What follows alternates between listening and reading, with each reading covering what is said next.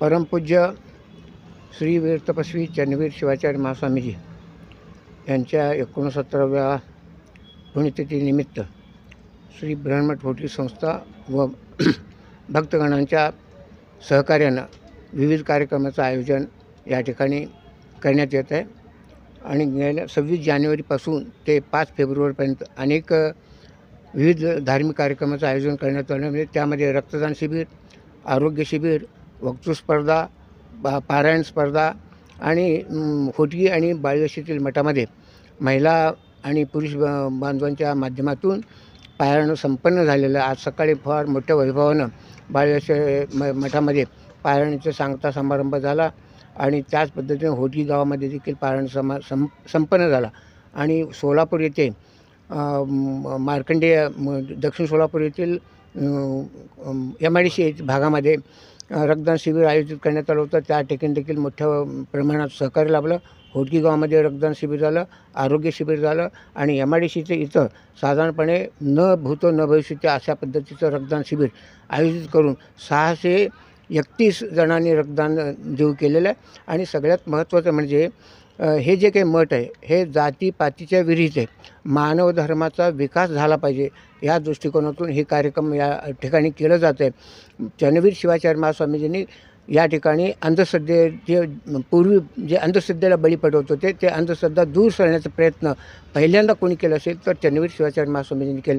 इथं दनाळीमध्ये काय देवीची मागणी करायची आणि त्यामध्ये कोंबडी किंवा बकरे किंवा जे काही आहेत त्याचे ते बळी द्यायचे. पशुहत्या बंद करण्याचा प्रयत्न केला आणि ते त्यांना थोडंसं दुःख झालं आणि मठामध्ये येऊन त्यांनी विचार केला की खरा धर्म जर कळायचा असेल तर शिक्षणाची गरज आहे. आणि हे ओळखून त्यांनी पहिल्यांदा बाळवशीमध्ये मठामध्ये 1943ला संस्कृत गुरुकुल पाठशाळा सुरू केली. त्यामध्ये सर्व लोकांना समावेश करून विद्यार्थ्यांना शिक्षण देण्याचा प्रयत्न केला. आणि त्यानंतर ते 1956ला लिंगैक्य झाल्यानंतर मठाच्या गादीवर तपोरत्नम योगीराजन शिवाचार्य महास्वामीजी आरूढ झाले आणि आपल्या गुरुचं काम जे अर्धवट आहेत ते पूर्ण करण्याचा प्रयत्न केला. आणि त्यानंतर त्यांच्या हयातीत आज जवळजवळ 21 युनिट शाळा आहेत. त्यामध्ये एक महत्त्वाचं म्हणजे सगळ्यात मोठंसं एक वाचनालय.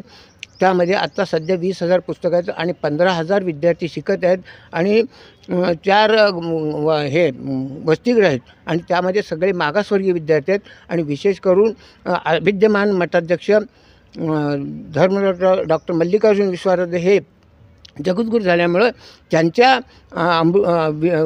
कार्यक्रमानुसार आणि आता विद्यमान मठाध्यक्ष श्री चन्न योगीराजन शिवाचार्य महास्वामींच्या मार्गदर्शनाखाली विविध कार्यक्रम होते. आणि मागच्या वर्षी एक मुस्लिम विद्यार्थी मठाकडे आला आणि त्यावेळी तो मला नाही भेटला पण तो डायरेक्ट महास्वामीजींना भेटला आणि त्यांनी मला उच्च शिक्षणासाठी PhD करायचं आहे, आपण आम्हाला मदत करावी. तर तात्काळ महास्वामीजींनी मला बोलवून देऊन त्यांना आम्ही उच्च शिक्षणासाठी निधी दिले. आणि आता केवळ लिंगायत हा धर्म नव्हे तर सर्व मानव धर्माच्या विकासासाठी यामध्ये सगळे मागासवर्गीय आहेत, OBC आहेत आणि इतर जे काही समाज आहेत. आपल्याला वाटतं की बाबा इथं असं आहे तर सगळ्या धर्मियांना इथं एकत्रित आणून एक असं सहकार्य केलं जातं. आणि काल विशेष करून एक काय म्हणतात कॅन्सरग्रस्त मुलगा होता. त्या मुलाला आमच्या शाळेतल्या मॅडमनी फार चांगलं काम केलेलं आहे. लक्ष्मी कंदिकटा म्हणलं इंग्लिश माध्यमाच्या त्या शिक्षिका मुख्याध्यापिका आमच्या परवानगीनं रक्कम जमा केली आणि काल 21,000 रुपये 21,000 रुपये काहीतरी जमा केले. आणि ते पाहून संस्थेचे अध्यक्ष अतिशय संवेदनशील आहेत. त्यांनी ते पहिले काय झालं आहे की 21,000 रुपये देऊ केले कॅन्सरग्रस्त आहे आणि त्यामुळं महास्वामी सांगितलं की त्यांचा एक अर्ज घ्या, आपल्या निधीतून त्यांना देखील आपण मदत करूया. ते देखील सद्गती झाले. म्हणजे अशा पद्धतीनं जिथं जिथं दुःख आहे. आणि कोरोनाच्या काळामध्ये अनेक मठामधून शिबिरमध्ये जे काही महारोगी कुष्ठरोग आहेत त्या ठिकाणी देखील अन्नधान्य देऊन आणि ऑक्सिजनची पुरवठा कमी होती मठाच्या माध्यमातून ते देखील पुरवठा करण्यात आला होता. आणि सगळ्यात म्हणजे महापूर आला होता कुठला सांगली जिल्हा आणि बेळगाव जिल्ह्यात हे सगळे महापूर होते. यामध्ये आपल्या मठाच्या माध्यमातून जवळजवळ 2 ट्रक धान्य तिथं आम्ही देऊ केलं. म्हणजे आपण सांगू नये पण ही परिस्थिती या मठाच्या माध्यमातून सातत्याने चालू आहे. आणि याही पुढं जे गरीब आहेत, वंचित आहेत त्या सर्वांना मदत करण्याचं काम मठाच्या माध्यमातून होतं आहे. चन्नवीर शिवाचार्य महास्वामींनी जो पायंडा घातलेला आहे तो मानवाचा विकास झाला पाहिजे, त्या पद्धतीनं आज 69व्या पौर्णिमेच्या निमित्त अनेक कार्यक्रम या ठिकाणी संपन्न होत आहे. गॅदरिंगच्या माध्यमातून संदेश दिला जातो, व्याख्यानाच्या माध्यमातून संदेश दिला जातो की आपण सर्वांनी चांगल्या पद्धतीनं जे पाश्चात्याचे अंतःकरण आपण चालू केलेलं आहे त्याला कुठेतरी थांबवलं पाहिजे. कारण आपलं जे काय आपण संयम जर ठेवलं नाही तर घरदार बाद होत आहेत आणि त्यासाठी आपण संयम ठेवून संसार कशा पद्धतीनं एक कुटुंब पद्धतीनं कशा पद्धतीनं चालावं, त्यांच्यावरती चांगले संस्कार कसे घडावे अशा पद्धतीनं व्याख्यानमाला देखील या ठिकाणी आयोजित केलं होतं. मनोरंजनाचे कार्यक्रम होत आहेत आणि हे सगळं करत असताना शेवटी मानवता विकास हा सगळ्यात महत्त्वाचा मुद्दा आहे आणि अशा पद्धतीनं आपण सर्वांनी या माध्यमातून घराघरामध्ये पोहोचवण्याचा प्रयत्न करावा असं आवाहन करतो. आणि उद्या सकाळी ठीक आज संध्याकाळी देखील जे विद्यार्थी स्पर्धेमध्ये भाग घेतले ते त्या गुणवंत विद्यार्थ्यांचा सत्कार त्या ठिकाणी संपन्न होणार आहे.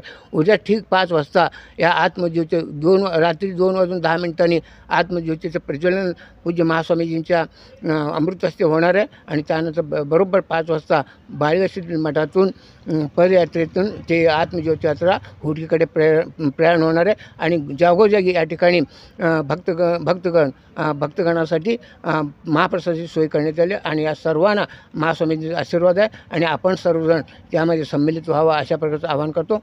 धन्यवाद.